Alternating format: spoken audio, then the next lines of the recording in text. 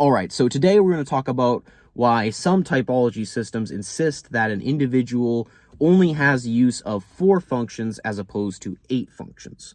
An individual using all 8 functions is an idea you'll see in arenas like socionics and the John Beebe 8-function model and other systems as well. As for the systems that insist that an individual only has use of 4 functions, basically the paradigm they're coming at it from is that, okay, every individual has a thinking function, a feeling function, a sensing function, and an intuition function. Those are the functions. And with that, introvert versus extrovert are merely attitudes of said functions. They're not functions in and of themselves. They are just attitudes of said functions. So, for example, everyone has a thinking function, but just one thinking function. And that thinking function can either be oriented towards the object or it can be oriented towards the subject. So yeah, that's essentially the paradigm that people who insist on an individual only having use of 4 functions are coming at it from. Basically, the foundation being that, well, there only are 4 functions. Again, thinking, feeling, sensing, intuition. Those are the functions. Introvert, extrovert are not functions. They're just attitudes. They're a corresponding flavoring for each one of these 4 functions. They are a directionality. It's directed towards the object or it's directed towards the subject. But that's not the function. That's just a directionality.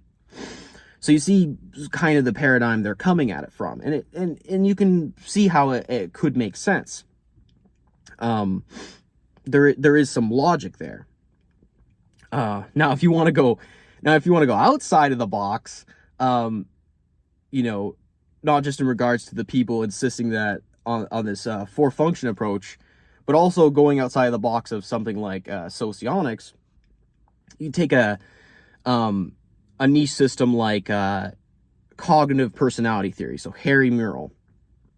I haven't consumed all of his stuff, so I don't know his system thoroughly, but I guess from his perspective, he also accepts this premise that, okay, there's only 4 functions. Each individual has, a thinking function, a feeling function, a sensing function, and an intuition function. And then introvert, extrovert, again, is merely an attitude.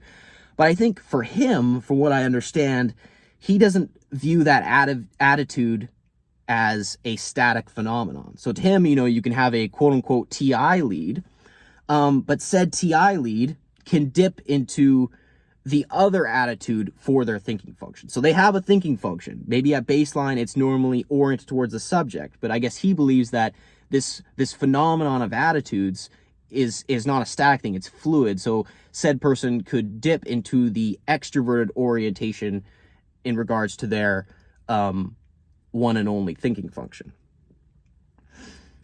So they could switch that attitude, that directionality. They could switch between orientation towards the object and orientation towards the subject.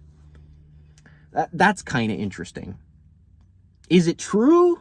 I'm not sure. I'm not signing away my life to these ideas, but they are interesting. But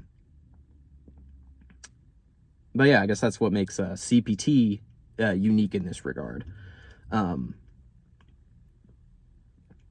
yeah, this video is not about CPT, but mostly about just articulating the general paradigm that systems that take this 4-function approach for individuals, why they see it the way they do. But yeah, thank you for watching.